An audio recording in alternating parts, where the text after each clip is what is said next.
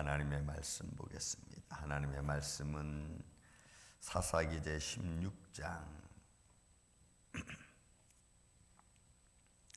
16장 우리 1절부터 12절까지 말씀을 보겠습니다.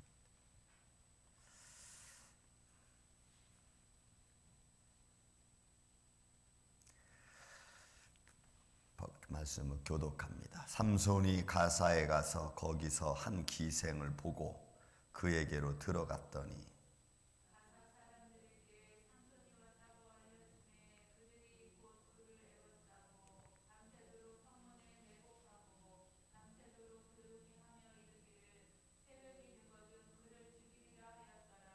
삼손이 밤중까지 누워 있다가 그 밤중에 일어나 성 문짝들과 두 문설주와 문빗장을 빼어가지고 그것을 모두 어깨에 메고 헤브론 앞산 꼭대기로 가니라.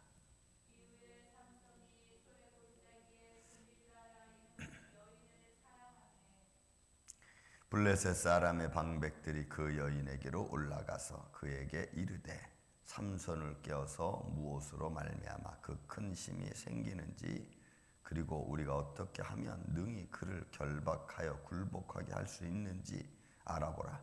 그리하면 우리가 각각 은 1,100개씩을 네게 주리라 하니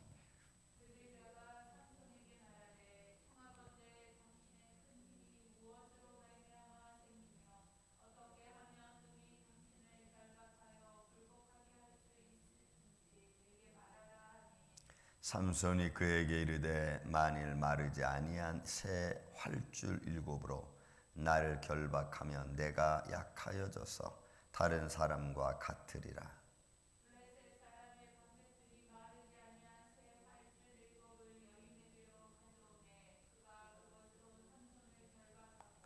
이미 사람을 방 안에 매복시켰으므로 삼손에게 말하되 삼손이여 블레셋 사람들이 당신에게 들이닥쳤느니라 하니 삼손이 그 줄을 끊기를 불탄 삼시를 끊음같이 하였고 그의 힘의 근원은 알아내지 못하니라.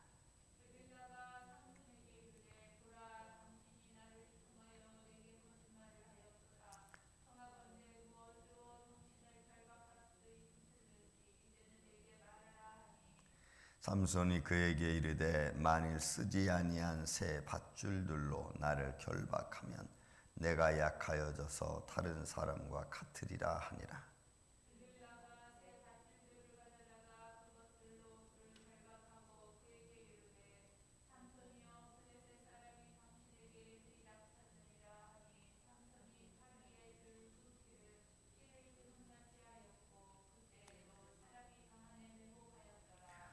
아멘. 거기까지 말씀을 일단 보겠습니다.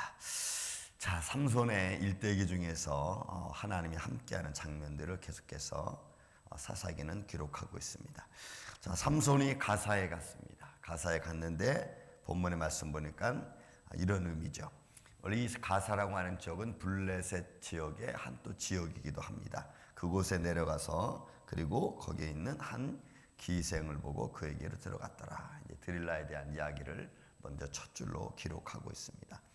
여기서 삼손의 모습은 어쨌든 블레셋 사람들과의 어떤 오고 가는 길에 있어서는 그렇게 불편함이 없었던 것 같습니다. 뭐 굳이 블레셋이 이스라엘 유다를 지금 다스리고 또 베냐민 지파를 다스리고 이런 중에 있었지만 그러나 통행하는 데 있어서는 그렇게 별 문제는 없었던 것 같습니다.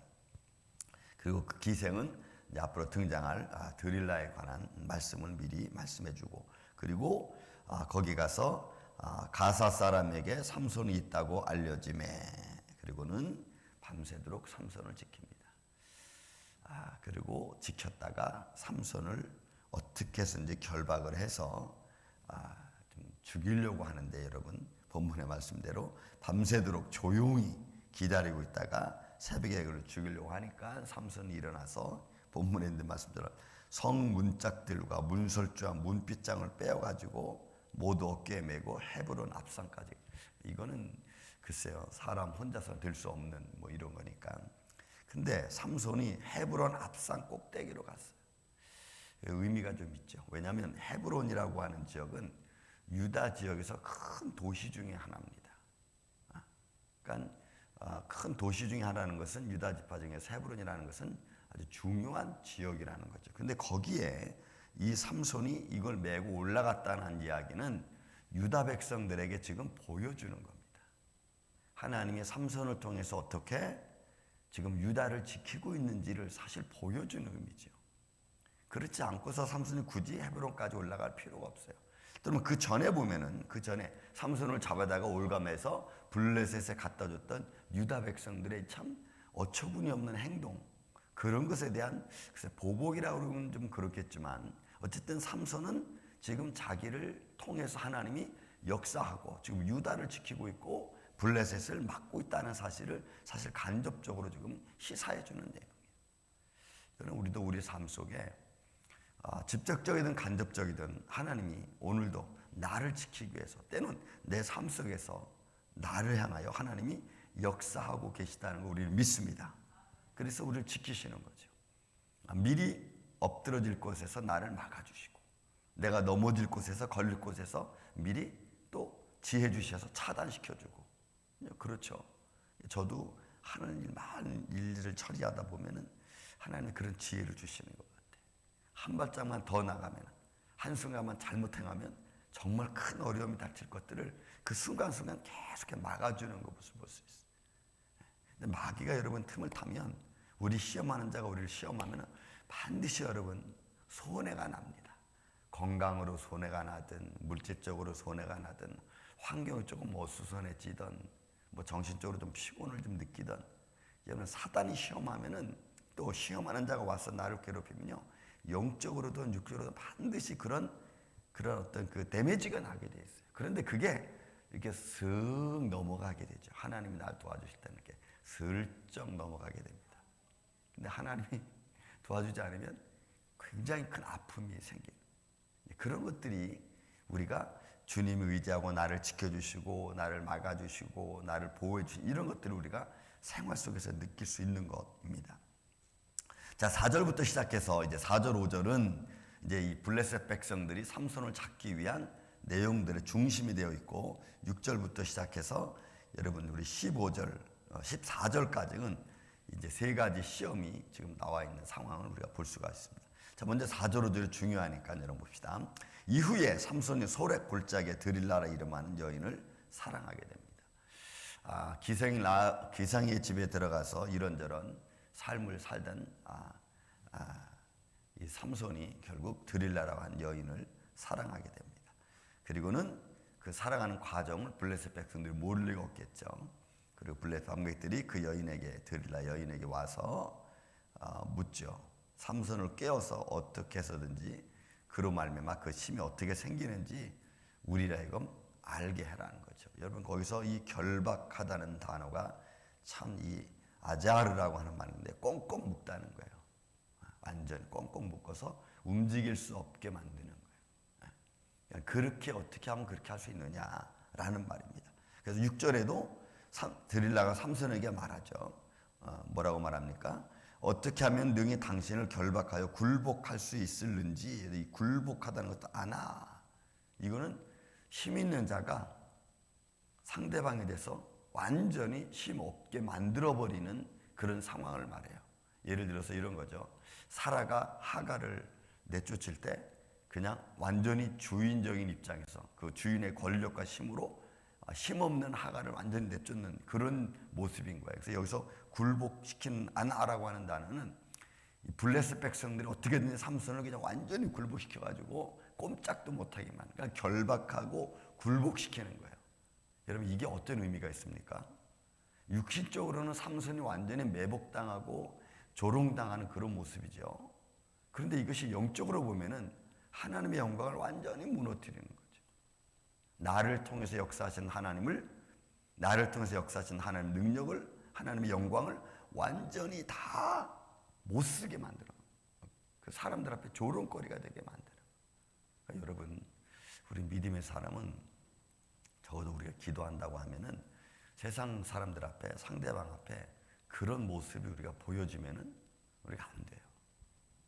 적어도 좀 뭐 믿음과 믿음의 담대함이 있고 겸손의 담대함이 있죠. 제가 말씀 한번 드렸을 거예요. 겸손도 그냥 힘없는 겸손이고 굴욕적인 겸손이 아니고 담대한 겸손. 담대한 겸손.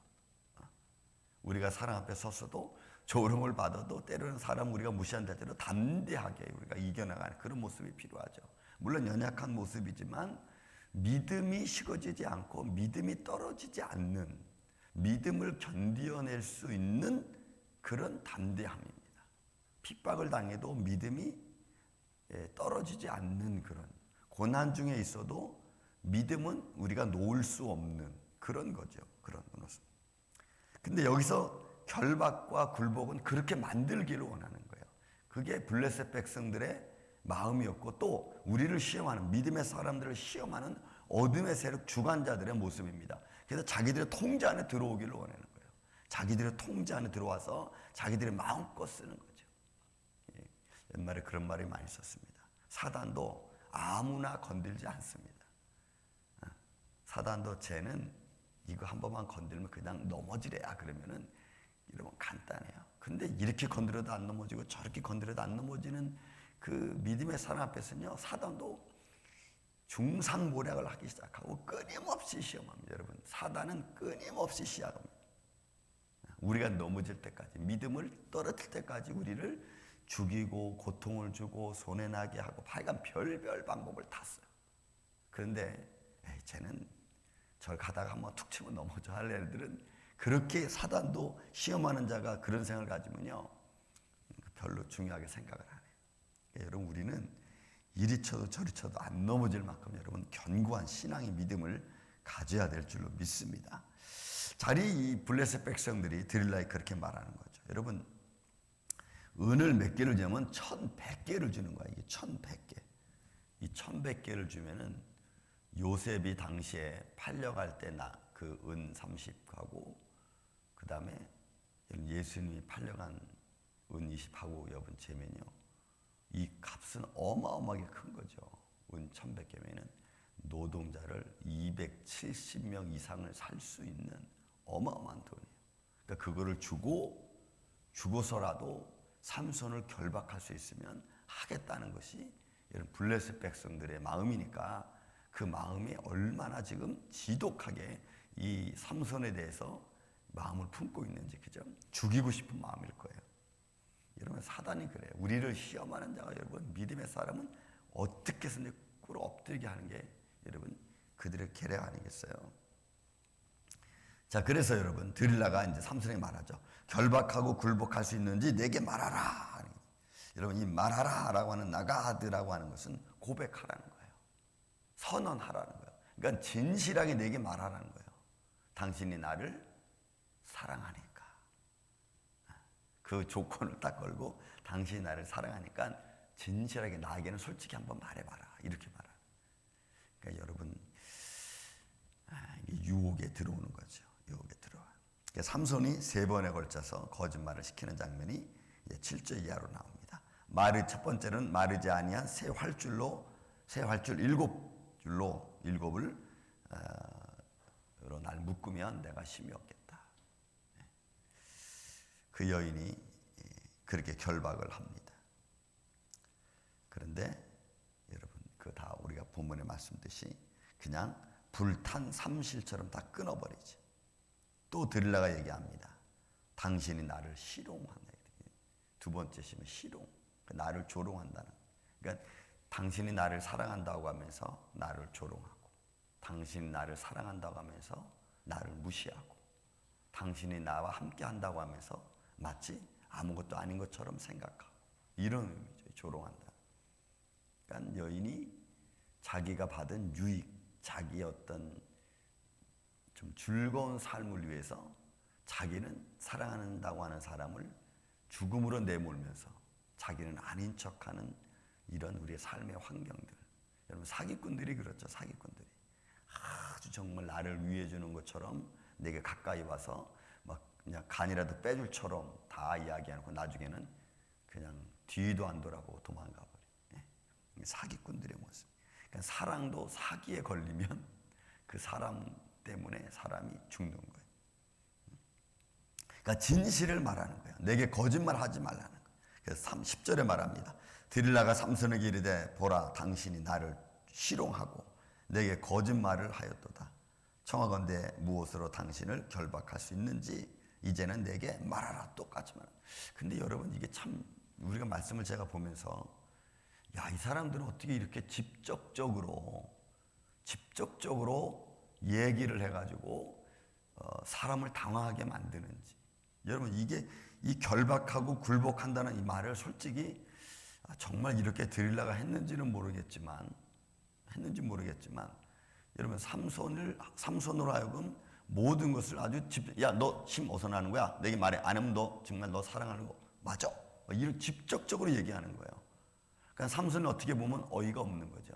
어이가 없고 또 어이가 없을 뿐더러 삼손이 마음을 괴롭히는 거예요. 아주 직접적으로. 우리는 좀 직접적으로 얘기하면은 좀 미안하기도 하고 좀 뭔가 자기 속셈이 드러나는 것 같기도 하고 해서 간접적으로 싹 돌려서 얘기하는데 여기서 말씀은 직접적으로 얘기하는 거야. 너 지금 어디서 나는 거야? 진짜 한번 말해봐. 그 정말이야? 뭐 이런 식으로 막 얘기하는 거죠. 그러니까 좀 어떻게 보면은 드릴라가 삼손을 좀 얕봤나요? 아니면 삼손이 그렇게 하면 넘어올 줄로 생각했나요? 어쨌든 그렇게 말하는 거예요. 그러니까 삼손이 또 거짓말하는 거죠. 만일 쓰지 아니한 새 밧줄들로 나를 결박하면 내가 약해질 거다. 그렇지만 그것도 거짓말입니다. 여러분 세 번째도 마찬가지로 읽지 않았지만 13절 14절도 또 말합니다. 드릴라가 삼손에게 이르되 당신이 이때까지 나를 희롱하고. 그러니까 이게 삼손이 여기서는 세 번으로 나왔지만 블레셋 백성들이 아마 이 드릴라를 통해서 계속해서 삼손을 어떻게든지 물리치기 위한 여러 가지 방법을 시도를 했겠죠. 삼손이 또 말합니다. 근데 여러분 보십시오. 조금씩 삼손이 말을 해가는 데 있어서 자기의 힘의 근원이 어디서 나는지를 좀 말하려고 하는 근접적인 데까지 가는 게 이번 세 번째 말하는 거예요. 삼손이 그에게 이르되 그대가 만일 나의 머리털 7가닥을 배틀의 날실에 섞어 짜면 되리라. 여러분 머리털까지 나올 정도가 됐어요. 그러니까 아주 근사한 데까지 삼손이 지금 말해주는 거죠. 그 정도까지 얘기해주면 벌써 삼손의 마음이 많이 기울어졌다는 것을 우리가 보게 되고 그것이 자기를 그렇게 말하고 있는 드릴라가 말하는 것에 어느 정도 유혹이 됐다는 것을 사실은 말해주는 어느 한 형식의 모습입니다. 언제까지 그런다고요? 우리 믿음이 떨어질 때까지, 내가 포기할 때까지. 이게 우리를 시험하는 자들의 세력이에요. 그러니까 내가 믿음에 떨어지지 않으면 내가 죽을 때까지. 그래서 우리 영적인 싸움은 우리가 하나님 나라 갈 때까지 하는 게 우리의 영적인 싸움입니다. 그 순간, 어느 한 순간도 우리를 사단은 놓지 않아요. 저는 지금도 우리 아들이 한 말을 참 마음속에 새기고 있습니다. 그들이 한참 아빠를 힘들게 할 때 그가 한 말이 있어요. 아빠, 그때는 사단이 아빠를 넘어뜨리기 위해서 우리를 그렇게 한 거야. 그 말을 듣는 순간 제가 좀 놀랐어요. 그런 말을 하는 아들의 입을 보고도 내가 놀랬고, 이게 그런 정도였구나라는 것을 내가 느꼈을 때도 또 놀랬고, 내가 그래도 어쨌든 좀 믿음은 있긴 있나 보다. 내가 좀 잘 참은 거 보면, 기다린 거 보면 그런 마음이 들더라고요. 그러니까 사단은 어떤 방법을 통해서라도 나를 넘어뜨리려고 하죠. 내가 믿음에서 굳게 서 있지 않으면, 정말 하나님을 붙들지 않으면 우리는 언제 넘어질지 몰라요. 사랑으로 이 아침에 성도 여러분, 오늘도 어떤 시험이 우리 앞에 올지 우리는 알 수 없습니다. 여러분 그 시험 앞에 우리가 굴복하지 말고 지혜로운 마음으로, 담대한 마음으로 견디셔서 예수님께는 영광이 되고 내게는 새로운 하나님의 축복의 길이 열리는 복된 하루가 되시기를 주님의 이름으로 축원을 드립니다.